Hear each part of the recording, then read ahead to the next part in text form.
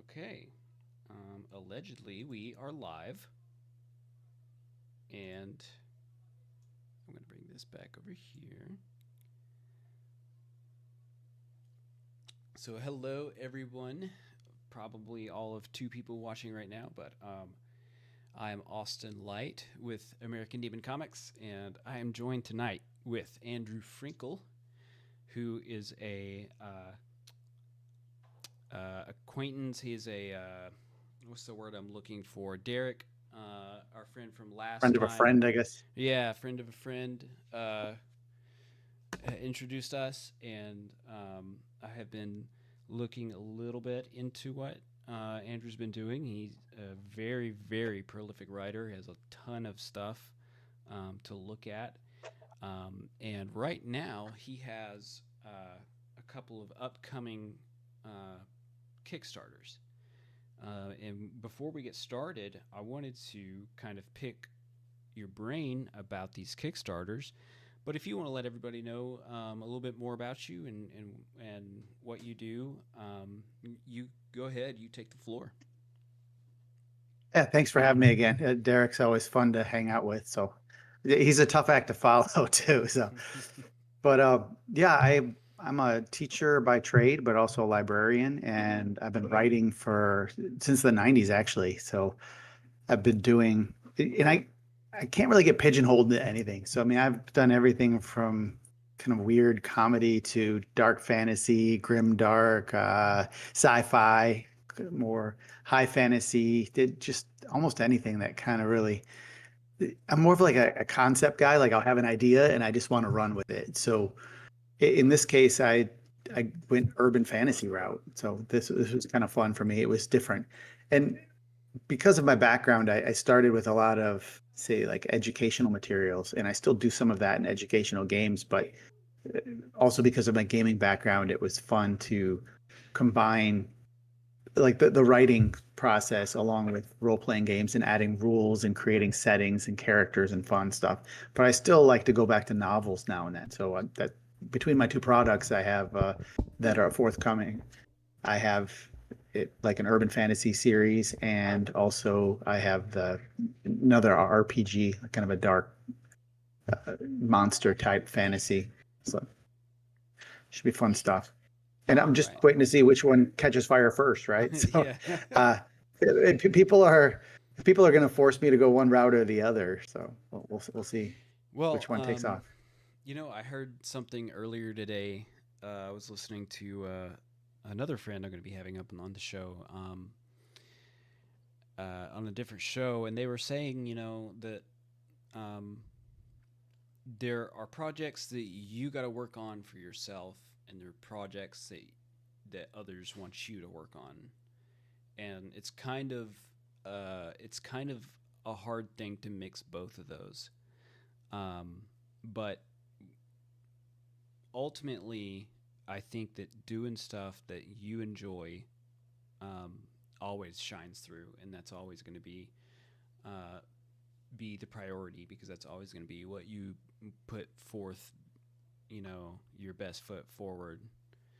Um, Yeah, the authenticity of mm-hmm. your actual. I mean, like you see that as a teacher too. So if it's something that you're interested in, you can teach better. If it's just like, well, I got to teach this subject today.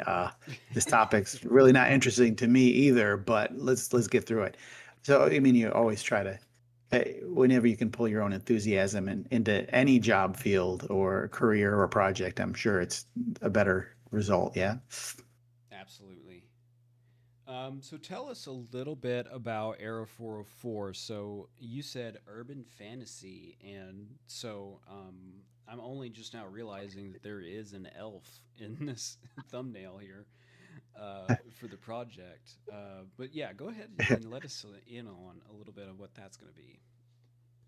Well, I think it's a genre that's been growing for sure. And again, as a librarian, I see some of it. I mean, and to an extent, I think even something like Percy Jackson, which is pretty a famous IP out there, I think that's in some ways it, that modern take with when you mix in fantasy elements, but more popular or in the actual genre, probably like the Dresden Files. I don't know you're familiar with those ones. I'm not. Jim Butcher series. Oh, he's like the only wizard in Chicago in the Yellow Pages. So, the, so it's great. There's like 16 books or something. They tried to make a TV series once. It was good stuff. I mean, eh, like classically, whenever I was reading, I always tried to steer away from books that had, say, like dragons on the cover or were urban fantasy. It just seemed hokey.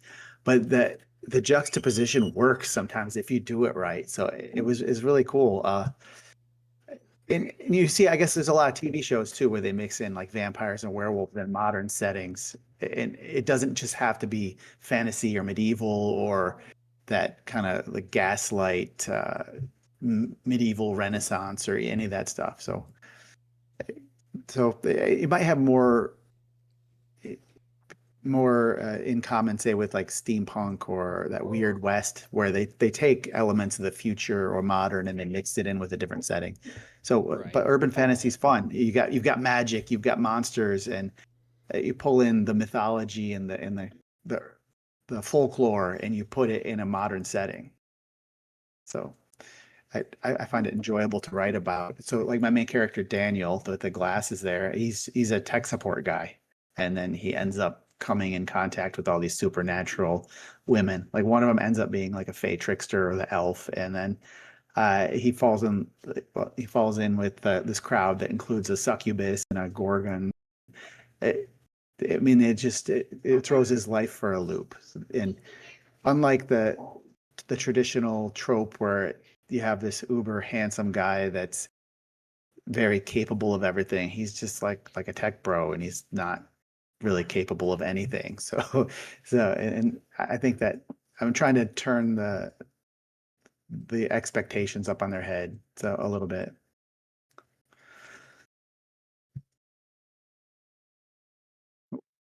Did I lose you for a second?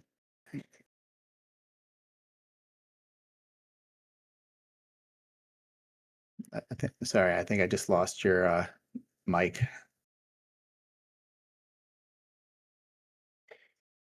See. Sorry, I think I had muted it.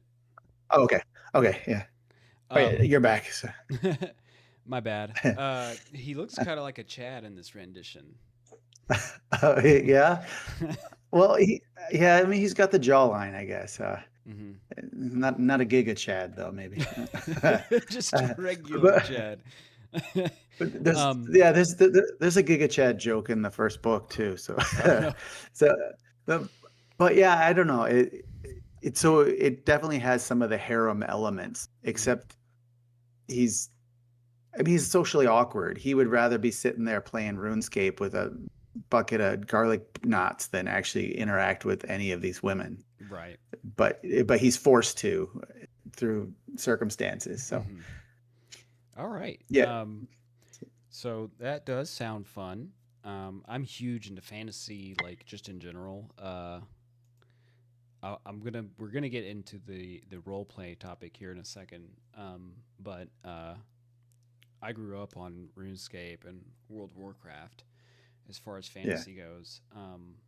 And then I loved Lord of the Rings. I loved Game of Thrones. Every time that fantasy aspect is is put into something, I've at least got to give it a chance, and I typically like it. It's um, there are sci-fi fantasies and things like that that I don't jump into, like Star Wars. Um, not a big fan. Not a big fan of just the original trilogy, the prequels, the later just um, it hasn't it never clicked with me like Lord of the Rings did. So, yeah. but it it was never bad, but it just didn't click like fantasy does. So and then there are sci-fi aspects that I do enjoy, that are kind of their own version of sci-fi, or at least they are in a fashion that like I don't typically think about as sci-fi. I think sci-fi and I go immediately to Star Trek or something. But Mhm. one of my favorite animes is called Steins Gate, and it's about consciousness time travel. Um, and Because they can't send the body, but they can teleport the right, consciousness. like I Uh, mean, there's aspects that you get into like both, but it starts out as this cool looping concept of of a consciousness transfer, and it is they get very much into like personal relationships and stuff like that. Very urban setting, 2009, 2010, but very fun watch and very fun use of time travel. Very different than I had ever watched before. Um, but yeah, so this uh, we have this project coming up from you, Error 404, No Hero Found. It's an uncommon urban fantasy novel, and everybody needs to just go follow that. I'll be probably sending out another round of emails. I will plug this into the next email and let everybody have a direct link to look at that. But if you are passing by, watching for the first time, just go see if that's still available to follow and pledge to, because that's going to be a really good read. that Up one's gonna be next, fun. And then I started dropping the chapters on Royal Road too. So if you guys want to jump in and start reading some of them, and it's Kickstarter, so you always have to have that next level. So I'm already editing the second book. So all right, that's a good way to utilize Kickstarter, staying ahead on your projects, um, for sure. What I wanted to touch on real quick is this other Kickstarter you're doing, Night Breeds. sure. Excuse me. So It's a role playing game. yeah, so I've written a lot of 5e content. So in I tend to make like settings and then kind of reskins or mods to the base rules. So which might include like say new classes or new races and such, or a combination where the race is the class sort of thing and has specific powers and abilities attached to that. So I mean, I've done kind of like a Hollow Earth setting. I've done modern day demon hunting with 5e, and you just have to tweak the rules to make it fit your story that you're trying to tell. And So, this uh, one's about monsters. all right. So, for us uninitiated, describe to me what 5e is Oh, okay. representative Sure, of. yeah. So fifth edition Dungeons and Dragons, and it made popular in like the other shows that you've probably Gotcha. seen, like Critical Role or something. But instead of say having your standard ranger, paladin, wizard, I try to redo stuff. Or instead of having your elf, dwarf, gnome, human, whatever, I end up creating new races to go with it. So it just takes the same basic rule set and it's just like when you play a mod in say Halo or uh, probably Quake 3. We Okay. used to make mods together. Yeah. So I mean, you hit the same basic game and you would really kind of reinvent it a little bit, but still use the same engine. And that's basically what I'm doing here with Dungeons and Dragons. Okay. Cool. Like a reinvented version of Dungeons and Dragons with kind of like modded uh, races and classes and mixtures and uh, those Yep, types of for sure. things.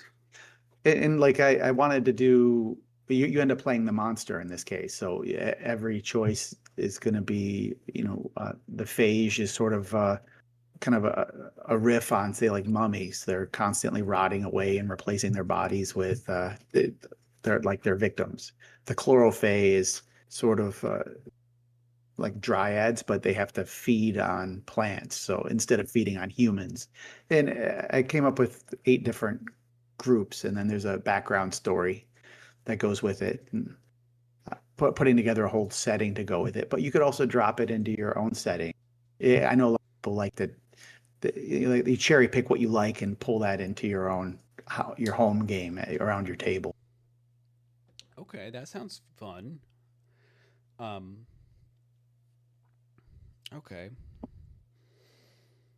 So I haven't ever really super jumped into Dungeons and Dragons. I did one time, one campaign, and we had about 10 people.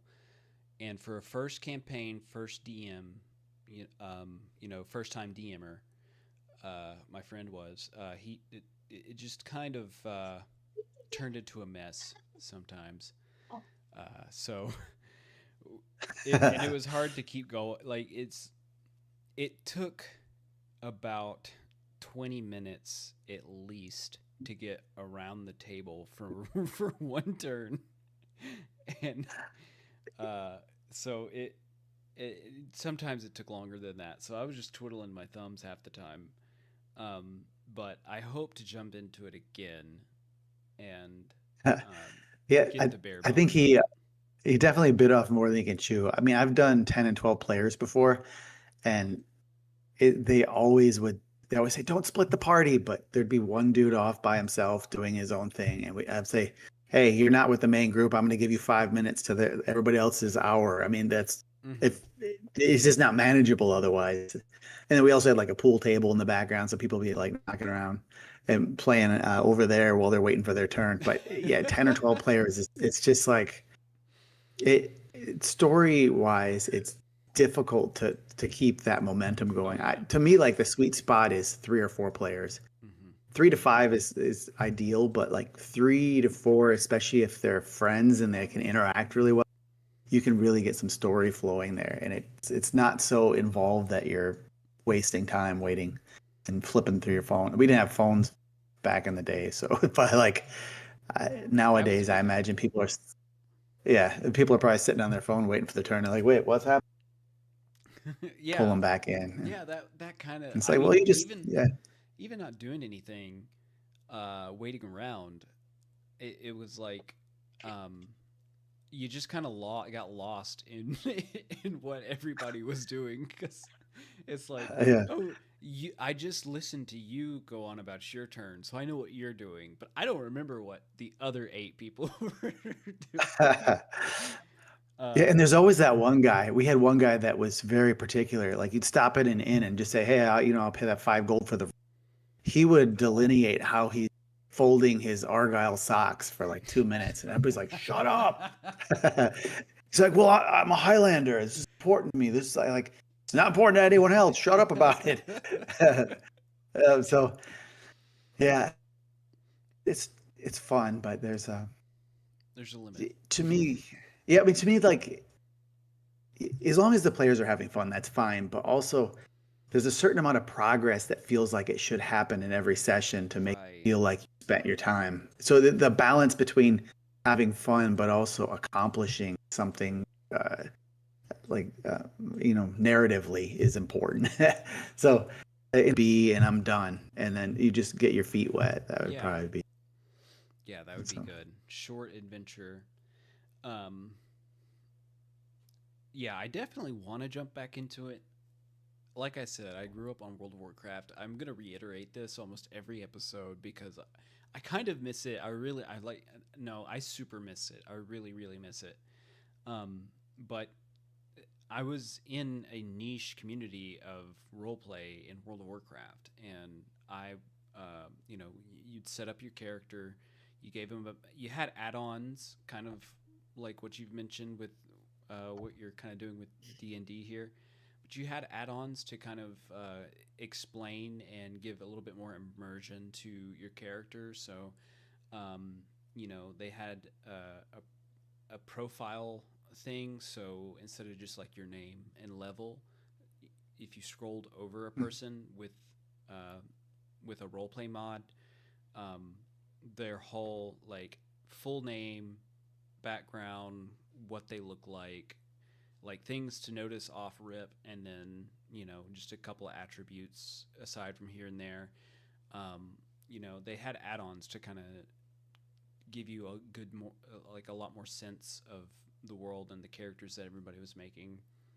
Um, the whole story of World of Warcraft kind of went to garbage, and that's why I stopped because Blizzard was making it so hard to have continuity and to have quality roleplay with other people because you had people that would come in and just desecrate on the lore, and then um, which in some scenarios can be okay, but in a lot of scenarios, if you don't know, like if you didn't have like the generalization of how you got to this point, um, people just made up stuff on their character, and then uh, some people established stuff from on their character years ago, and Blizzard would add stuff to validate other people, and then remove stuff that would start invalidating older lore and older characters, and it was just a headache to try and keep up with. And I got so mad, and that's like a little bit of like what pushed me to make my own story. I was like, I like writing, I love making my stories, I want to make them coherent, like, because if I'm the sole person working on a story, I can at least challenge my own writing to be able to figure out how to make everything congruent and not have to rely on other people's versions and stuff. So that's my rant about roleplay. I didn't mean to go off on a No, tangent. no, no, no. It's interesting. It definitely, when you're working alone, the internal consistency is a lot easier. And some of like the RPG products I've worked on, we did one, the Shadows over Karen Brieg, which was kind of say Sherlock Holmes meets the X-Files in a Mm. medieval kind of setting, and that was fun. But we had like 15 authors, so trying to maintain that internal consistency as you're taking folklore creatures like red caps and stuff and mixing them in, or a sea nymph, or taking all of these Brothers Grimm kind of dark fairy Mm-hmm. tales, mash those together. It's fun but challenging. So working with a lot of different writers makes it fun, but again, the internal consistency is different. That's I guess editing, right? So Yeah, I but can. there's less of that to worry about as when you're doing your whole thing. But Mm-hmm. I have hopes to have a small studio to work on comics. Um, that's the long term goal, but I couldn't imagine working with more than 5 people. Like, yeah. I'm kind of a control freak like that. So Well, I mean, I think that's pretty standard. I mean, I got a big stack of comics on the shelf as well, and there's what, like the writer and the letterer, all that stuff, mhm. and scripts, and I think 5 people would probably be pretty close to a sweet spot, Mhm. maybe, or even 3, depending on Yeah, I think how the ideally for me, 3 would be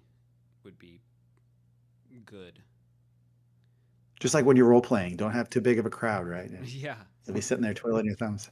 Um, yeah, that was a whole other thing in World of Warcraft. We'd have guilds, have events, and a good DM could get people through the events, and of like 15 plus people. Um, but if you had a bad DM, or if you had an inexperienced DM, that could get kind of hectic. So I totally understand that or that team. I like a team, um, but I've come to understand that the way I work best is just alone. Um, I would like a writer editor, kind of like you know, that kind of Mm. that would be like the one of the positions, but I'm just such a picky person. But go ahead. Yeah, that's why I think, like, so Derek and I put together a couple comics as well, your previous guest, and we work really well together.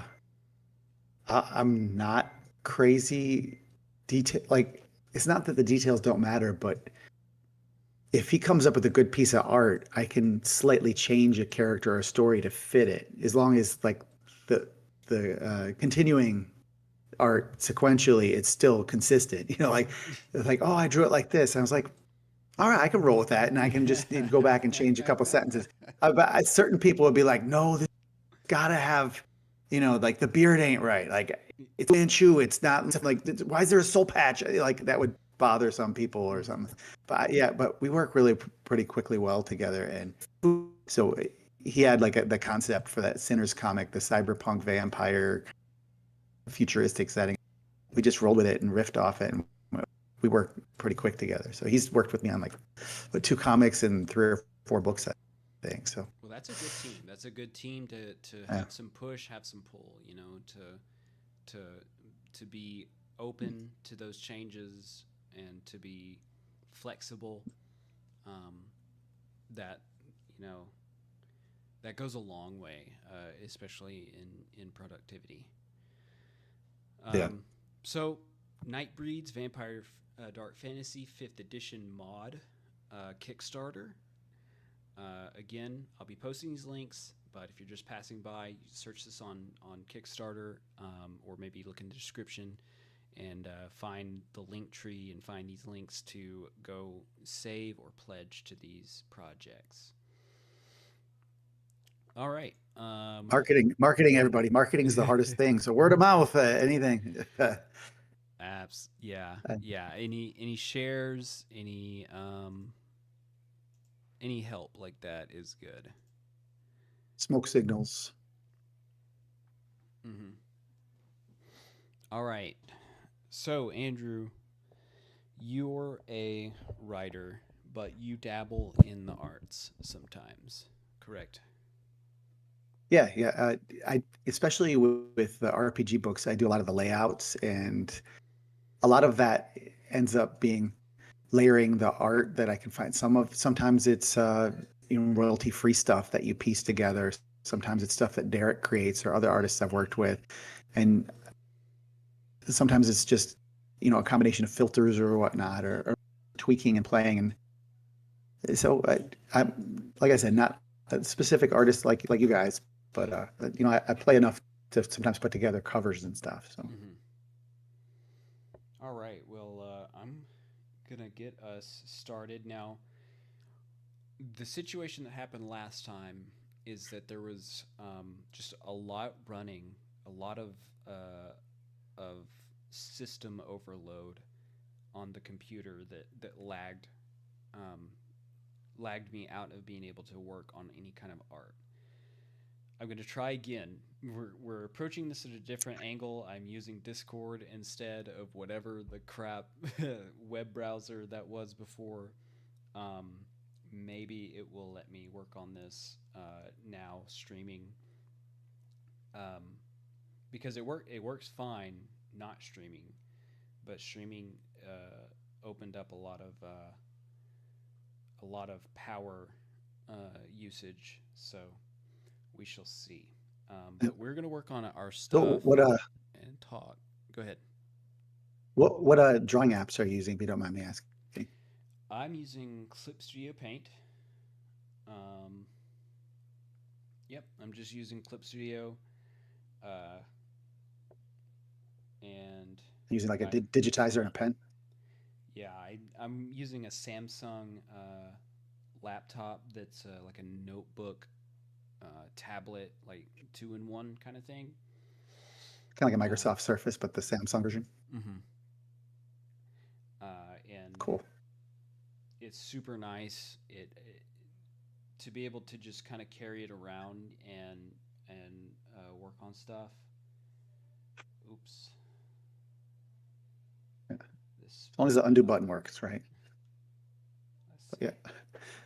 It does Yeah, I end work. up using Photoshop for most of my stuff, or actually, because I run off a Mac desktop, which is, I don't know if it's the industry standard or anything, but definitely, I think for desktop publishing stuff that happens on a Mac, I guess. But Yeah, I think Macs are worth it.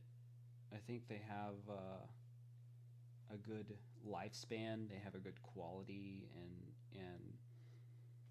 everything is kind of like built up to par on a Mac. That's like long lasting and quality as far as I can tell. Like as far as like I've done worked on a Mac in the past, but that's not a whole lot. Um, I try and always for I I'm mostly a PC person, so I'm usually going to go with a PC option. Um, just because everything's going to work together that way a little easier between like my phone, work computer, this computer, my desktop. Um, but I usually go for I middle grew of up the road PC too. stuff.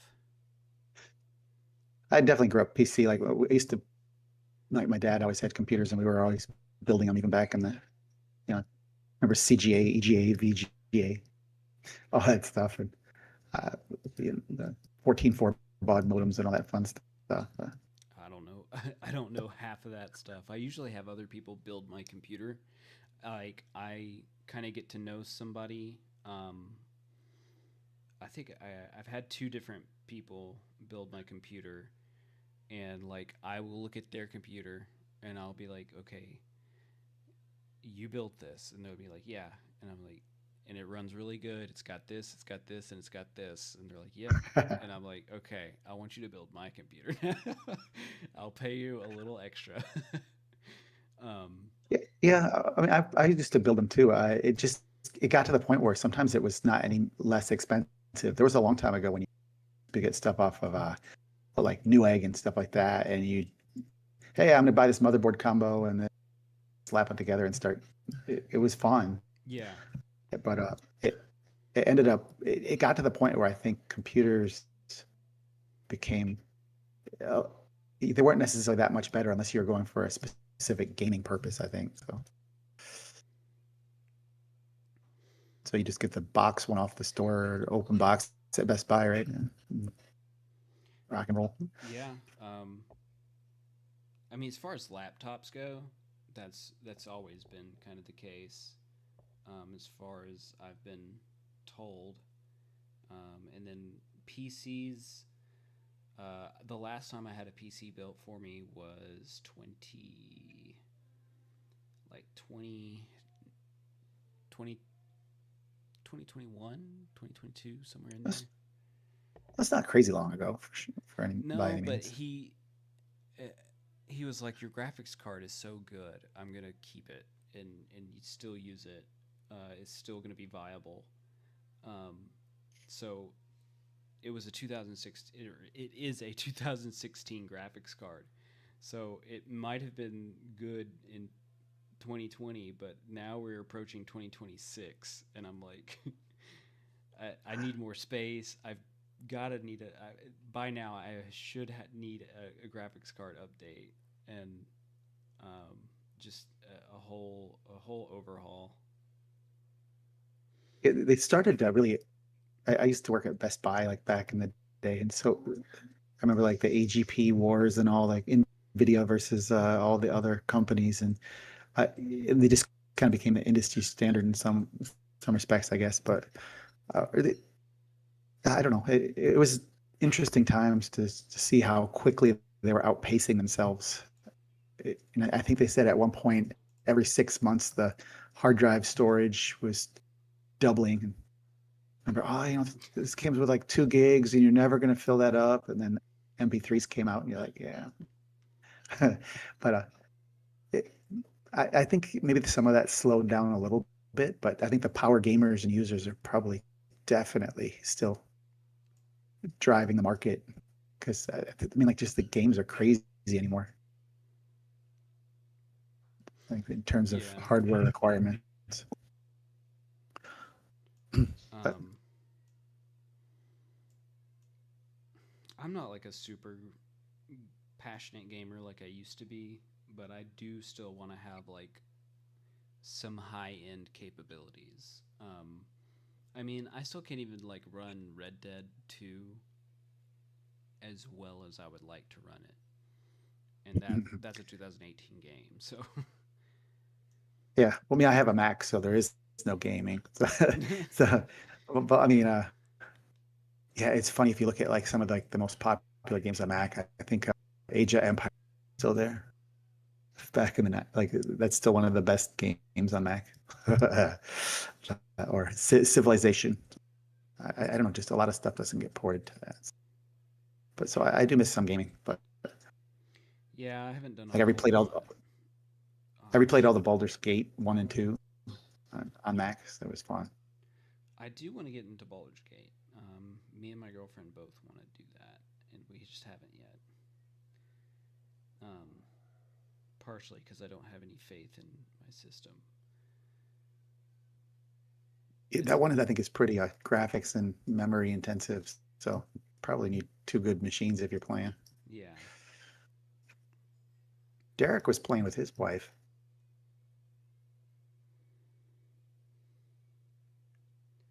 So I remember talking to him. update right now. This is a little bit better than it was last time, but I'm still experiencing a little bit of um, lag, Lag on your end.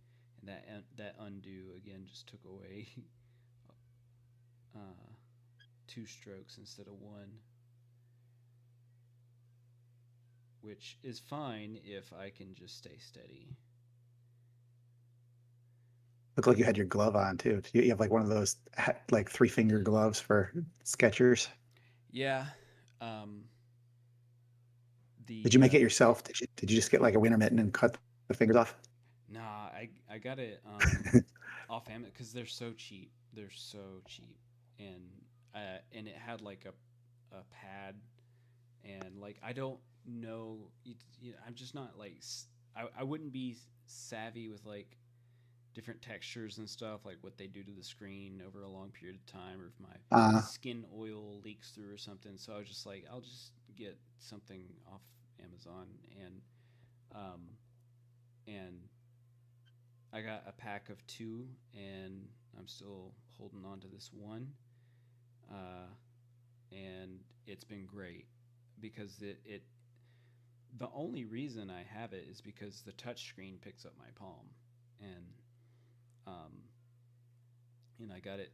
I gotta have it not pick up my palm when I'm trying to draw.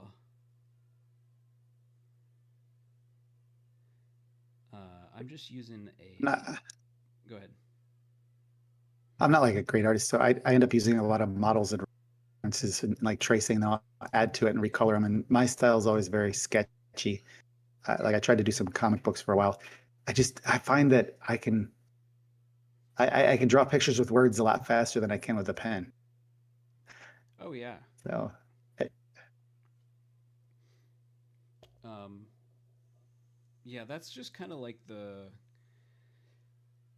some. I mean, it just depends on who you are as a person. But some people don't just want. They just want to draw. They only want to draw. And then some people want to only write. And then some people want to do both. And I just yeah, turned into one of those people that wanted to do both. I've always drawn as like a kid. Um, Growing up, any spare time that I had, I would draw. So I just kind of was like, well, I guess that's my passion. Uh, and I went into school for it and went to be a graphic designer. But I was like quickly like, oh, I've got to listen to what other people tell me, um, and work a corporate life anyways, even though I'm in an artistry field. Um, so I didn't like that, and I didn't go the graphic design route. But it does help a lot because I have to like run a business, so all the graphic design concepts like that play a big part. I don't have to pay somebody else to make my logos or um, do marketing and ads and stuff like like that. yeah, the ads and promo images are a huge deal. And that's some of mine, and it's not definitely not nothing that fits my background. So it's just I don't know. I'm just dabbling a lot, and I think there can be some success with that, but there's definitely times I wish I knew more about like design theory or whatnot and figured out what's working and what's not working other than just trial and error. Well, So the is bad that helping you? You're news is that it ends up being a lot of trial and error, anyways. I could have learned a lot off of just YouTube instead of having to go to college, but you know, I get a little bit of a raise at day jobs if I have a degree in something. So yeah, for um, sure. I wonder if that's something your listeners would be really interested in because I mean, it's so it's not easy, but it's so easy to write a book, and it's hard to get somebody to read it. I mean, there's times I'll give away free copies, and like people are like, like yeah, I don't even really read books anymore, and that's just getting them to like to turn the first page is half the battle, and then and that's when they're free. So getting them to lead them to a Kickstarter site, to lead them to your personal website, that's I mean that's like a big deal. Just getting them there. yeah. Um, it's I find it to be kind of difficult to have people read my comic. Everybody's like really happy to like look at it, and people that buy it, I'm thankful that people buy it. But a lot of them will just look at it and buy it and never read it, and I don't ever have any like feedback on Yeah, what I mean I'm because you want that reading. interaction. Yeah, Who's your favorite character? What you not like? What do you want? Where do you want to see this go? Or yeah, just some kind of any interaction, even somebody being critical is sometimes nice versus nothing. It just crickets. yeah.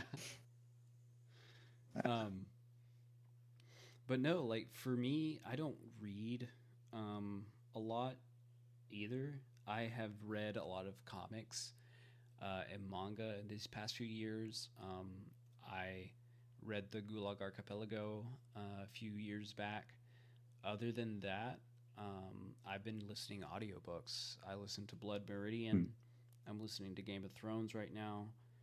I listen to uh, Well, don't get The too into Road. Game of Thrones because Huh? I mean like the Winds of Winter or whatever that last one will probably never come out, right? I know. I just Uh, gotta see what the book is like because I've heard everybody be like, oh, they didn't add this character, they didn't give this person this enough screen time, they didn't do this, and I was like, yeah, God, I gotta listen to who these people are in the book, and you know, and kind of get a whole new perspective of it.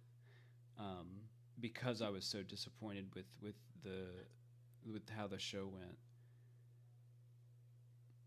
Um, but and then also I listened to this podcast called Creepcast, and I don't know if you're familiar with some YouTubers, but one of them is called Wendigoon, and it's just a play on words for Wendigo. And he's super into cryptids, paranormal, strange stories, true crime stories. He will go into and just kind of his interests in general. He did one on the Black Parade album of Mike M. Um, he does a lot of videos, and then Hunter, which has a channel called Meat Canyon. He does animations, these grotesque, horrible animations, but he's also into the paranormal. These two YouTubers paired up and have made the Creepcast podcast. And they go over short stories of creepy pastas from back in 2010 to 2018. They'll do recent stuff. They'll do anything that's classified as creepy pasta. But for the most part, they try and always go back to like the 2015 period where it was really uh, firing off.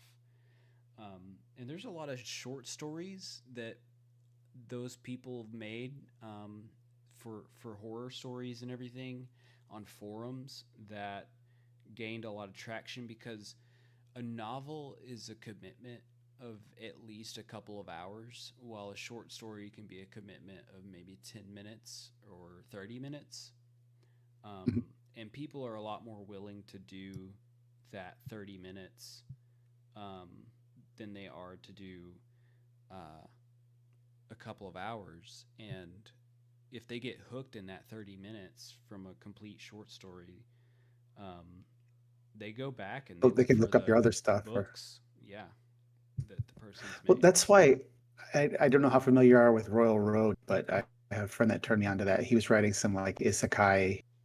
You're familiar with like the whole isekai genre, Mm-hmm. right? The dropped into a strange world kind of thing. Yeah, But so like that's huge on there. So but you're dropping say 3 to 5 chapters a week, and you have to be consistent, and people end up grabbing. I mean, you might have a Patreon attached to it or something. Once you finish volume one or something, it's available on your Patreon, or you get them hooked on the first couple, and then they sign up, and it's just kind of a different delivery model. But I think that there's probably definitely people on there that are keeping in touch with 10, 20, 50 stories, and probably at work or something, they got a 5 minute break and they read it. And I think yeah, that's a really cool delivery model. So I've been trying that with Air 404. So it just maybe it's something that wasn't necessarily out there before, but I think there's easily almost 100,000 different stories on there right now, but I don't know how many of them are actually active. Definitely 50 or 60,000. on what now? Royal Road. Okay, so Royal So I Road mean, is like a platform or a website. yeah. It's the website. It's a platform for just serialized fiction. So it's chapter at a time kind of model, and each author gets to decide how often they're dropping it, whether it's 2,000 words 3 times a week or 5 times a week. And just it depends on what kind of output you have. But like I'm doing Monday, Wednesday, Friday for one book, and then I'm releasing one that I wrote for National Novel a few years ago, and I'm doing that chapter a day. But I'm finding that I'm getting more reads from that than I ever did, like say KDP's, like the or whatever, like the digital free reads or whatever on their platform and Mm-hmm. Kindle. It, I, it seems pretty successful so far, relatively for what I've seen. And if you can find a way to tie it to your Patreons or subscription services, I think that's a good way to build an audience. And I'm hoping that translates into Kickstarter followers and whatnot. But Yeah, we'll see. I've thrown money at advertising companies and that works or doesn't work, and I'm willing to try anything once, right? right. That reminds me a lot of like the webtoon platform. Yeah, it's basically like that for fiction. Right. Um, what I Have you do tried any of that for years? what I do for my comic is this is kind of a business model that some old webcomic guys have been doing uh, since 2010-ish area. They post their stuff for free on social media, Mhm. um, and then they post it uh, on anywhere that's like not gonna like be potentially problematic for uh, your rights to what you're making. So like they avoid webtoons for that reason, but they kind of have like a webtoons approach to it, um, where Does they'll put, Webtoons like take some of your rights? I'm not familiar with. I've never as far posted as on I there, so I didn't. know, they won't unless you like make sign an actual contract. But be but they said like one of the guys, Dave, said that his lawyer went over their terms of service and then said, "Don't post on this website." Now, Dave has not disclosed any reasons as to what his lawyer, why his lawyer said that, but I'm inclined to listen to a legal professional that is overseeing a professional cartoonist, and I'm just not gonna, go out on that limb, you know. But you can essentially post it for free. I do Reddit, um, Substack, and Twitter is where I post it, Where and then where are you finding the best traction, you think? I think I find the best traction from Substack. Um, I'm not familiar with that one. I must be it's behind the times. kind of like an email service, but it is something that you definitely want to check out, because it's for writers primarily, um, Hmm. but you pretty much can build your mailing list there. Uh, Uh, that's like such a pain, dude. well, that's the I thing. uh, Um, I have the uh, best discoverability so far out of all my social media, tries with Substack.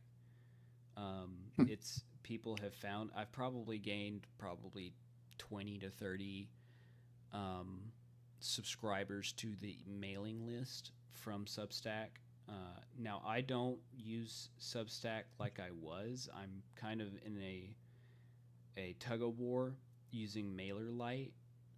I still post on Substack like my comic updates, but I don't send out general newsletter type stuff on it anymore, because MailerLite has a lot of tools that are like use automation to run automatic hmm. emails and opt-ins and landing pages and sign up forms. It has a whole gambit of stuff that Substack doesn't. But Substack is free, and again, it has good discoverability, and it also has a social media aspect to it. So just like Twitter has, forums, or well, not forums, but like threads that they post, Yeah. uh, you know, tweets, posts, replies, comments. Substack has all that too. Right now, as it stands, it's a little bit more organic than other uh, social media websites. Um, so it's a little bit more forgiving. You still kind of have to post frequently, um, and uh, or as frequently as you can manage quality. Um, Yeah. but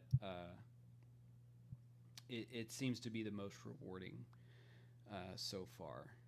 Um, Again, I've been using MailerLite, and I'm kind of like, I probably need to just go back to Substack, because I was having people actually subscribe to it on Substack. It's been more difficult to get people to subscribe to my my sign up forms and stuff on the website.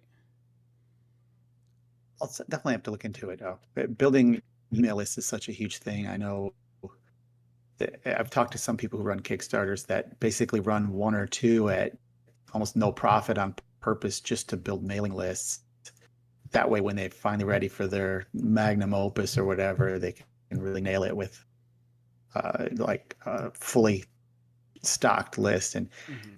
of people. And I know for a lot of them, just to get on that projects we love or hot list or whatever, so important to hit the ground and just really make some progress those first 24 hours or something. Yeah, getting that And base following or to sign up for it, um, as far as I've learned, has been the most useful to getting a good launch day, is to have a lot of pre signups.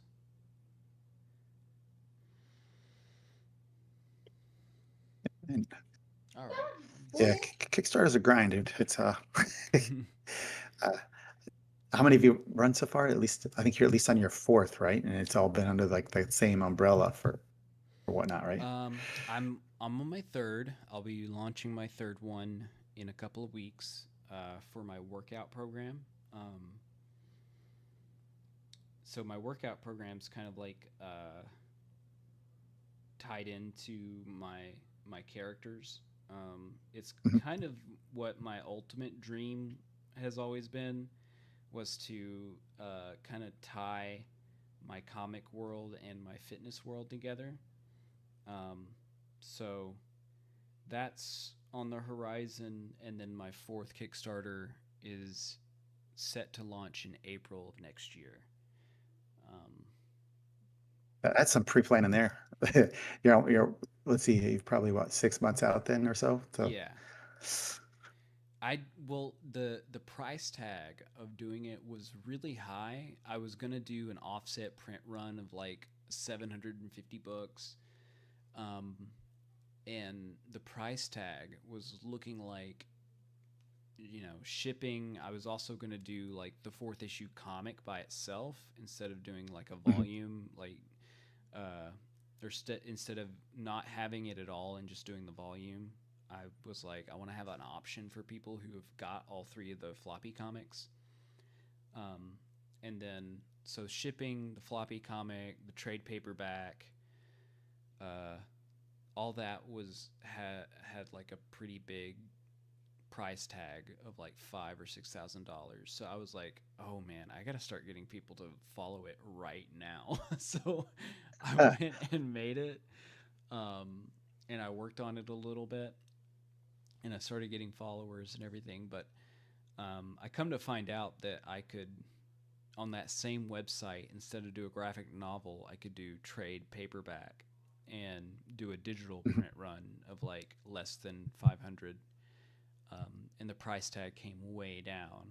And so I was like, well, it's still good to go ahead and be promoting it, getting people to follow it when I'm going to conventions, getting people to follow it when I post updates on the comic. It's still like good to have that pre-launch page ready to go. But the price Yeah, the tag longer you're went loading up. names. Yeah, it's interesting. I see it. I I don't want to have to do all the con scene. So I do a few a year, but not a lot. So Mm-hmm. I try to keep my on-hand inventory very low.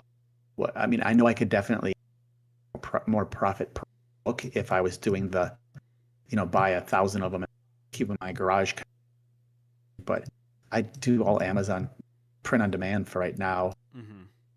Yeah, I'm sure I could make probably double or triple per book, but it's like my, I guess, vulnerability or the amount of risk reward, right? So I don't I have very low risk in any project, which again cuts down my rewards. So uh, Well, I'm hoping that I can overshoot, like way overshoot my goal, and then put that back, continue to put that back, the and reinvest. then yeah, and then sell what I do.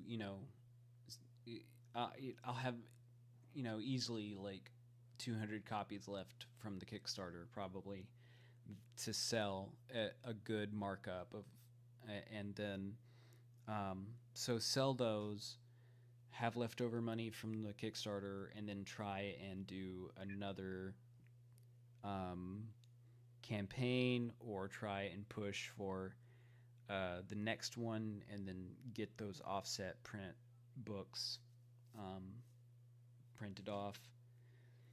But the price tag was looking kind of similar when I, due to the shipping, because the offset was going to be overseas. Uh, the price of each book looked like it only went up like $1.50 per book. So I was like, I might What's your just do a page count digital. looking like? The volume is looking like it'll land on 154, but that's just give or take. Yeah, so I mean, $1.50, like variety or variation on that's not probably make or break by any means. Then Mm-mm. as small time as I am, nah. Well, Andrew, we have hit the 1 hour mark. Oh, what were you gonna say? I was just wondering what you said you were going to order some like quite a few like a bundle. I'm wondering, I don't know if you can disclose, but what your print run is looking like. Is it like a couple thousand, or you? I think you said 500 for one model. Like, Um, what's your ideal situation? so the this what I got quoted um was like 250 books uh for like 1500 to 2000, somewhere in that range. So I added shipping and the floppy comic price to that, and so it went up. The goal went up to like 2500, but it would be about, I think it was about 1700 if I had to just like get a midline of what I think it was. It was like 1700 for 250 uh, trade paperback books, and then if I was going to get that 750 uh, of them, then it's was looking more like 3,000. Um, so again, I had like errored when I tried to get the quote.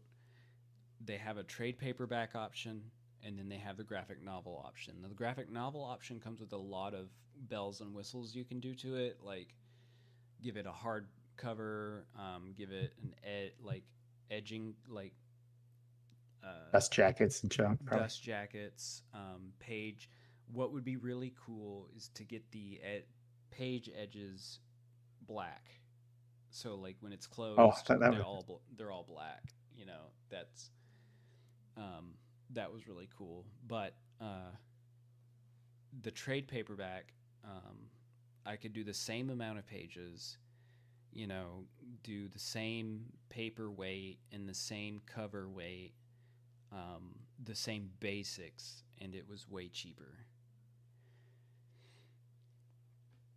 so like to me, like as somebody, like I have like 200 books, and so a lot of them are educational, but I don't know about your other listeners, but like the logistics and the actual putting together of books is interesting to me. Like, and just seeing a lot of Kickstarters, because you always have to look at comps out there and doing something similar. But to look at that and say, man, I can tell why this one's sold. Like that black fabric cover with embossed silver logo, and Mm-hmm. like it was worth whatever they. Because I mean, it's just those little extras can be eye catching. I try to do with my Kickstarters. I'll try to do like a base, get it. It's always a digital back and upgrade it. And I know a comic especially they tend to do a lot. You're breaking out a little bit. Uh, sorry. The, so like the comic books especially, they tend to do alt covers and all that kind of stuff. Mm-hmm. Is I mean, they're gimmicky but also cool. So I don't know if you. I mean, Yeah. it's. I mean, like it's true. Like you'll see, like, hey, there's 8 different versions. Buying at this tier, you get your choice of 5 artists, and it's the same interior content. That's unfortunate. Well, That's okay. I I'm still working need on. some work done. Like most of the rough lines are done, so I'm just kind of passing over them. Um, Uh, I'm still working with layers and whatnot. So, mm-hmm. and interesting how you're doing. So your blue is your rough line, and then you follow over with your black, right? Is your like true line. Right. So I got a couple of layers. I'll go through the steps here. So this was the first layer. Let me hide these badges. Um, this was the absolute first, like, I had a thumbnail on a piece of paper, and I just kind of replicated some of the stuff from the thumbnail, um, and and just put the bare bones, like what's the composition, what's the figures, where are they, what position are they in, and then I um, went over it again with these a little bit tighter lines. Made those blue ones go away. I turned this layer blue and go over it again. Um, Usually it just takes those two passes and then the inks are done. I've got a little bit more on this page. Um, it's page Yeah, I 13. like Go the ahead. creatures there. Yeah. I like yeah, I like the creatures. And are you using? I'm sort of looking at your trees. Do you have like stamps and stuff that you're using, or is those are all? So these trees um, are from a brush, and then these trees I drew myself. I kind of was like, I got a brush for this. Let me just put them in and see, you know, what the shapes are gonna more or less look It worked like. pretty good. Yeah, yeah, I really like that, and that's a preset brush. Yeah, undo that circle. Clip Studio has awesome preset brushes. Let's see.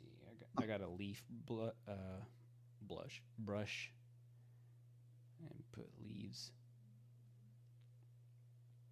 I don't. That's pretty cool. I could definitely see that being, especially if you want like the frame kind of a breakout, washing off into the edge and periphery. Mm-hmm. I could see that being pretty good. So do you normally do like 6 panels per page, or do you do like the breakout? I like reading. I don't know if you ever, but it was interesting because almost every single Hold on, you're line. breaking out a little bit here and there. Like Yeah. All right. some of the sentences are chopped up, but go ahead and. So looking at your page structure, like if you ever looked at Watchmen, the comic, they had almost all 9 squares. Mm-hmm. So it was interesting reading versus I think more traditional is what, three rows. Mm-hmm. Um,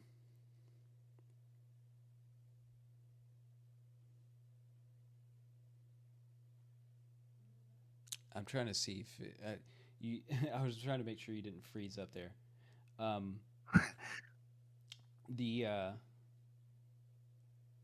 structure just kind of changes um, in many different ways for me. I kind of have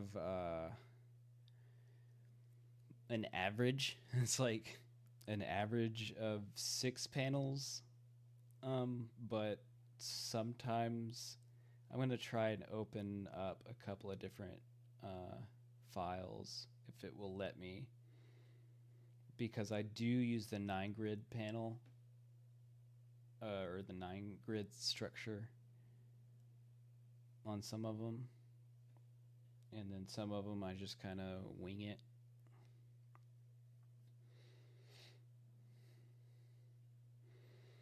Hopefully this doesn't go too slow. But I've got a Does your layout program does it allow you, like, let's say you start off like you right now you're drawing a 5.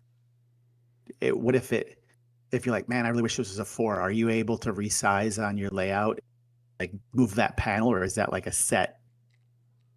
I mean, how much mobility do you have once you start doing a page? um that's typically a decision that I have to kind of figure out with the sketches. So those first layers that I made, those first layers I showed you, I've got to like be like, okay, this is how I want it. This is good. This is good. Um, and I just kind of examine like what's going on, because I would move too fast before, and like some panels that should have been really big I had made really small, and then and vice versa, just out of the sheer like moment or what's going on. um, and there were panels that I thought, that should deserve a lot more attention that I had made real small, and I'd like crap, but you know. Yeah, the narrative emphasis. So I just Hmm. wondered if you're able to isolate and drag it out and do like a pop out panel. Hey, this didn't quite work. I'm going to stretch this one and pull it and put it on another page. I just, Hmm. like I said, I haven't used your program, so I don't know how. Occasionally, I can occasionally do that, but it's very rudimentary. So like I don't use the framing tool, so there is a tool um, on here called the framing tool, and it's pretty much your panel tool. And Mhm. you just open it on you'll just kind of like pull it out like it's a regular square tool, um, and then it will automatically make a folder, and everything you do in that folder will be in that frame. I'm trying to Mhm. find it. So, so for like Photoshop, that's just like a layer set or you're grouping layers sort of for that specific panel then. um I'm not When I made it on Photoshop, I still made it very similarly to the way that I do now. Mm. So I've got the framing tool. I just pull it out, and it isolates this. Um, it gave it a background. It's all in this frame layer. So this panel is its own like folder, but it put like a layer mask there. Uh, Gave it a background, and then gave me the layer to draw on. So then I can draw on it, and it doesn't go outside that frame. Hmm.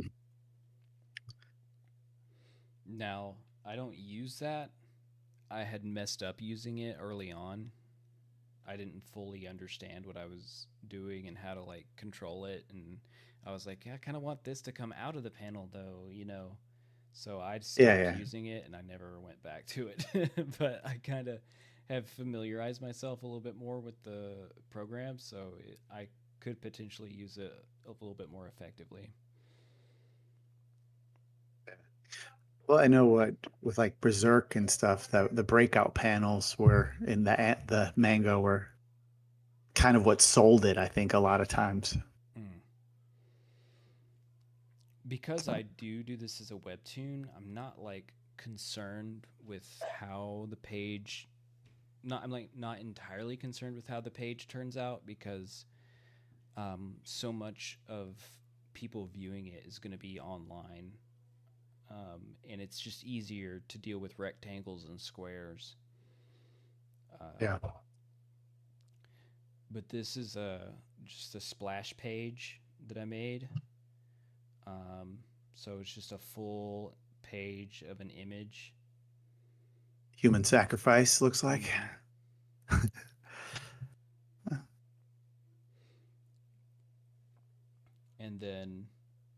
And then I got the 9 panel grid for some of of the different story parts. I really liked your full page there. That looked great. Thank you. And then this one is just kind of like there's not really a structure I'm going by.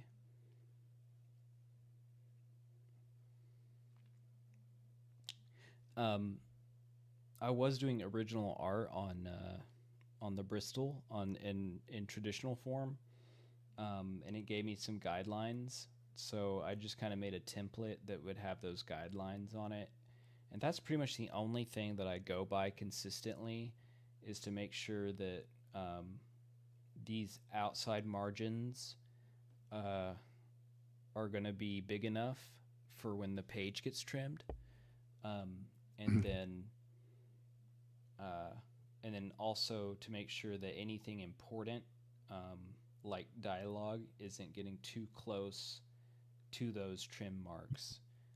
So like this art just bleeds off the page, and it can get cut. It's no big deal. The same message is being displayed. I made sure this portion of the dialogue was within the boundaries over here. Yeah, like the edge of the B Mm-hmm. Or in Boom. Yeah. well, again, that can get slightly cut because it's like the trim mark is here, and then it gets cut a second time, and then so you're kind of it's like trim, trim, and then you're left with like this area here. Yeah. I have to look at that when I'm doing my Amazon publishing whatnot, because there's like the gutter and then if you're doing a bleed or not. Most of my books have been bleed lately. I think it's what, like a 1/8 inch all the way around for the most, plus more in the gutter on a larger book. Mm-hmm. So like as long as people know that that says boom, I don't really care if a little bit of the B gets knocked off, but I want to make sure that this little box of words stays far within like the reader's eye, uh, and away from being trimmed off. Um, I didn't follow that too well in my first issue, so like I had a lot of back and forth trying to fit the page to the PDF file that I was sending the printer. Um, Mhm. but there were some moments where like the panels just got cut off and it looked like a nice manga. Like it looked like a cuz when you look at a manga, it doesn't really have gutters usually, or at least like Attack on Titan didn't um around the outside of it.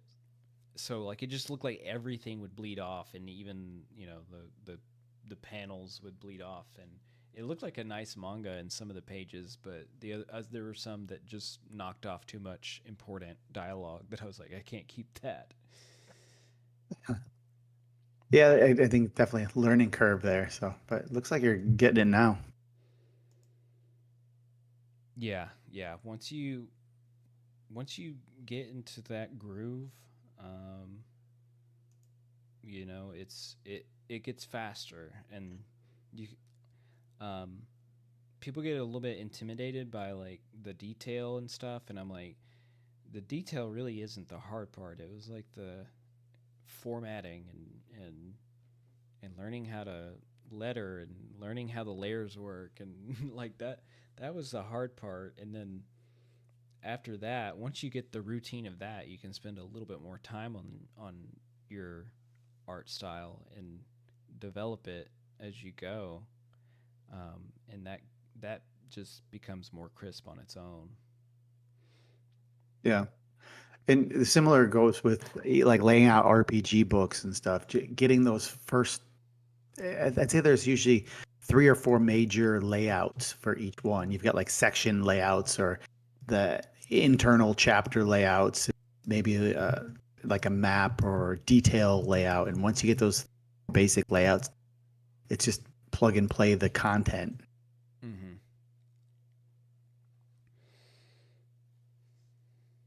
All right, so are you blending right now?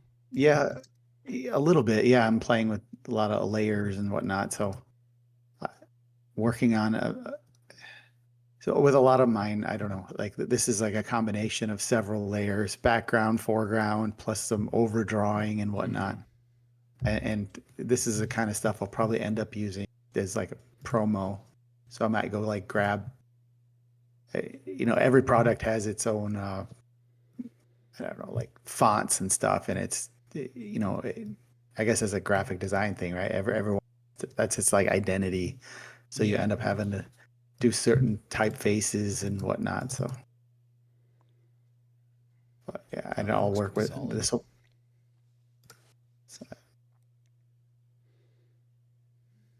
yeah, I'll end up playing with. That's just the font I use for this one. I don't know what I'll use this for, but so if I keep working on this one with a whole bunch of different layers, it'll eventually come together, hopefully. Mm-hmm. see, where's my layers? I want. That one ended up being a lot. I think this one I've got to lighten up a little bit. Yeah.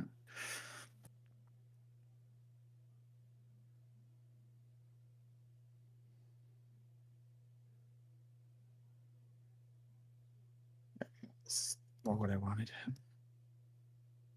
Always work backwards if you have to, I guess. I don't work with a whole lot of colors, so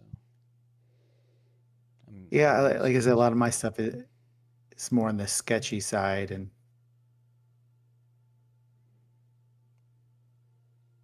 white background in there.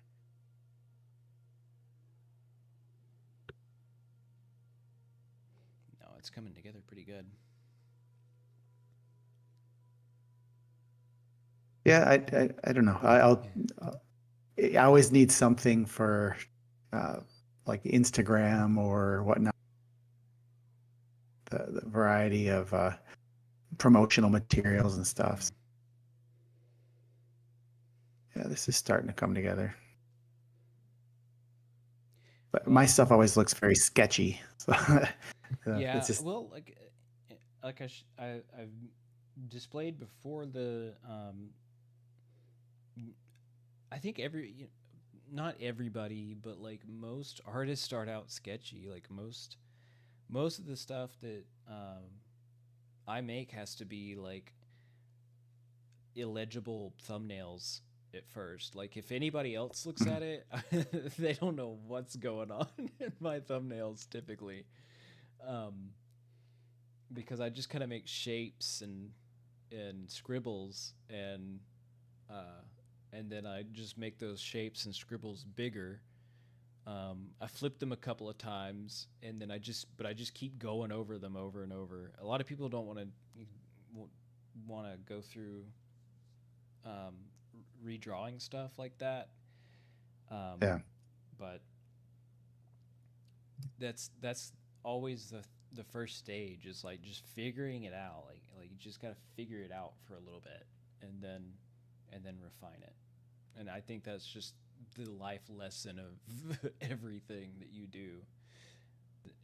Writing is just is figuring it out at first, putting it down on something and writing it, coming back to it a few days later, taking something out, adding something in, uh, making it more legible, refining it, and then just repeating it until you have something that you're proud of.